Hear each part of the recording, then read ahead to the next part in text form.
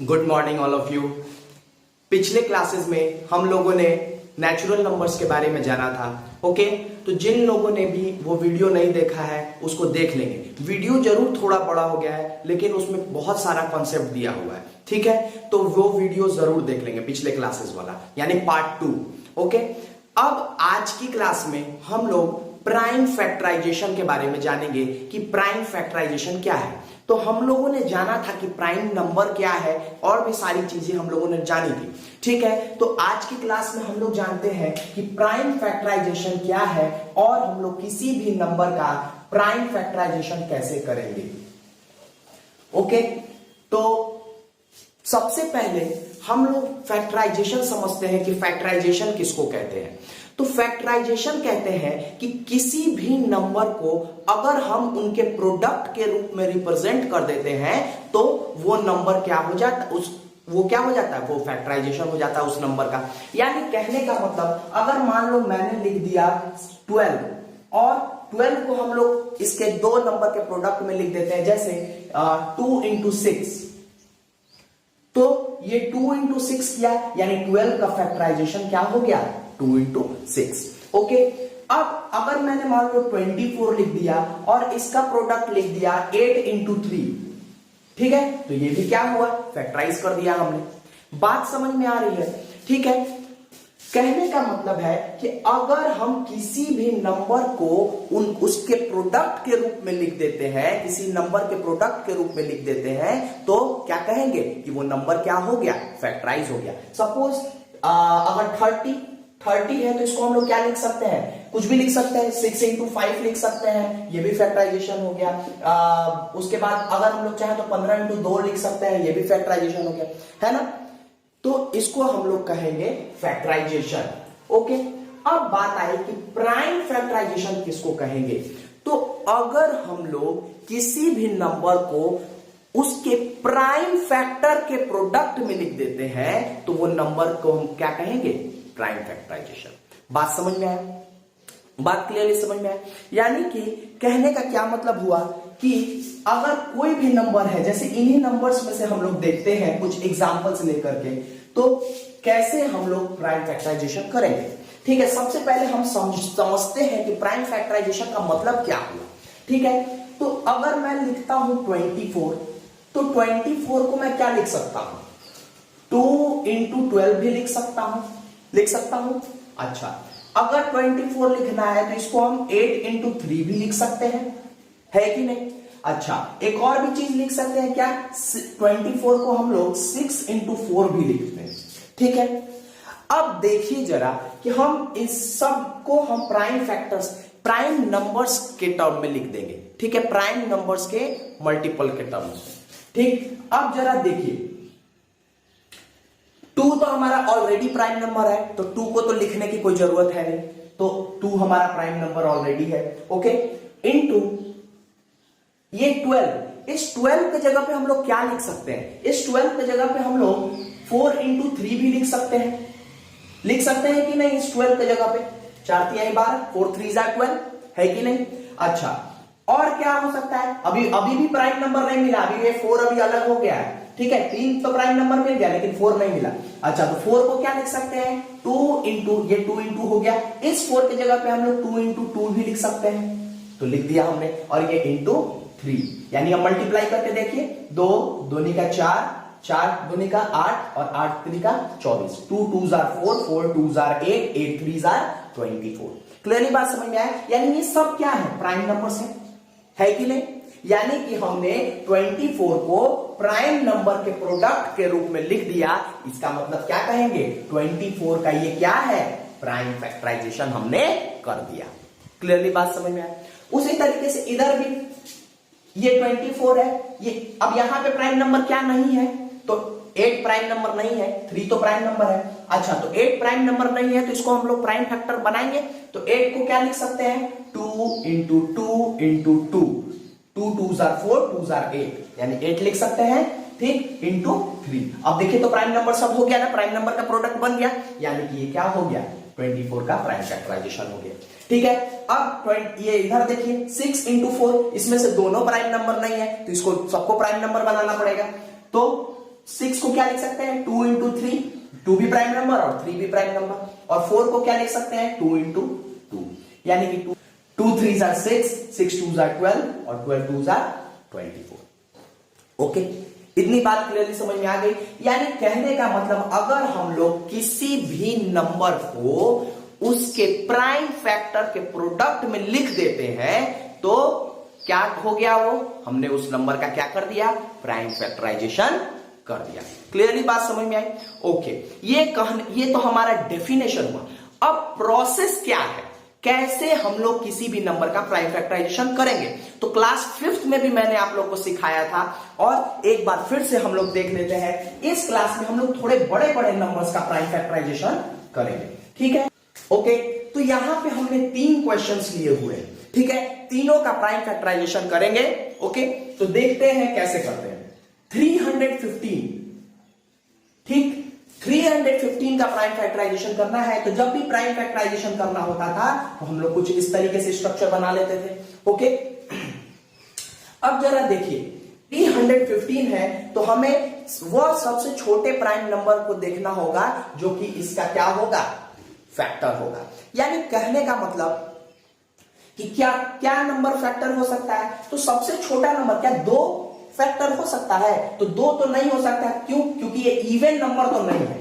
अच्छा, जब even number नहीं है तो क्या है ये, तो देखते हैं भैया, तो ये प्राइम नंबर है ना, तो प्राइम नंबर है यानी कि 2 से एक और आगे चलते हैं 3, क्या 3 इसका फैक्टर हो सकता है, तो चेक करते हैं 3 का क्या टेस्ट है, डिविजिबिलिटी टेस्ट, कि अगर किसी भी नंबर का ये जो सम जो है, किसी भी नंबर का सम अगर 3 से डिविजिबल है तो क्या होगा, वो फैक्टर होगा। तो सम चेक कर लेते हैं, 3 प्लस 1 प्लस 5 यानी 3 और 1 4 और 5 कितना हुआ 9, यानी 9 जो है 3 से डिविजिबल है। इट मींस कि ये पूरा नंबर जो है ये भी 3 से क्या होगा, डिविजिबल होगा, यानी कि 3 जो होगा ये इसका एक फैक्टर होगा। यानी अब चल देखते हैं, यानी 3 से कितने बार में डिविजिबल होगा, तो 3 1s are 3।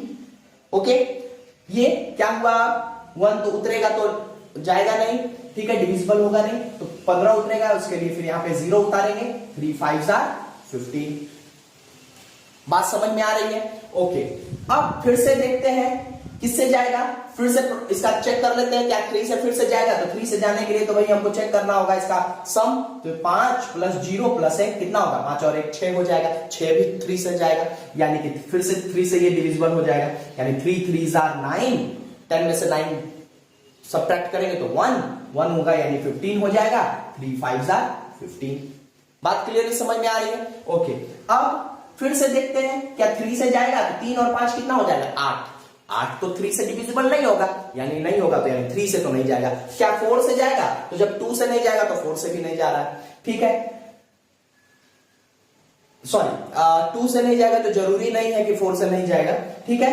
अब 4 से तो नहीं जाएगा क्योंकि लास्ट हम लोग चेक करते थे, तो लास्ट 2 डिजिट अगर डिविजिबल होगा तो ये 4 के टेबल में तो आएगा ही नहीं, 2 डिजिट है ही ये, ठीक। 5 से, हाँ, तो 5 से जाने का कंडीशन क्या होता है कि कोई भी नंबर जिसके लास्ट में 0 हो और 5 हो तो वो क्या होगा, 5 से डिविजिबल हो जाएगा, यानी 5 से कटेगा ये, यानी 5 7s are 35। 7, अब देखिए 7 खुद एक प्राइम नंबर आ गया, तो प्राइम नंबर क्या प्रॉपर्टी होती है कि वो सिर्फ और सिर्फ खुद से जाएगा या 1 से जाएगा, तो चाहे इसको 7 से ले जाइए चाहे मत ले जाइए कोई प्रॉब्लम नहीं है, इसको यहीं पे छोड़ सकते हैं। यानी कि हम लोग 315 का प्राइम फैक्टराइजेशन क्या लिख सकते हैं, 3 इंटू 3 इंटू 5 इंटू 7। क्लियरली बात समझ में आ गई। ओके, ये हमारा क्या हो जाएगा, हमने इसके प्राइम फैक्टर्स के प्रोडक्ट में लिख दिया। Next question 2800। अब 2800 का प्राइम फैक्टराइजेशन करते हैं, तो 2800 का प्राइम फैक्टराइजेशन करेंगे तो क्या होगा, 2 से इसको करते हैं तो कितना आएगा, क्यों 2 से, क्योंकि 0 है लास्ट, तो इवन नंबर है, तो इवन नंबर है तो 2 से डिविजिबल हो जाएगा, तो 2 1s are 2, 2 4s are 28, ठीक है, 0 0 हो जाएगा, ठीक।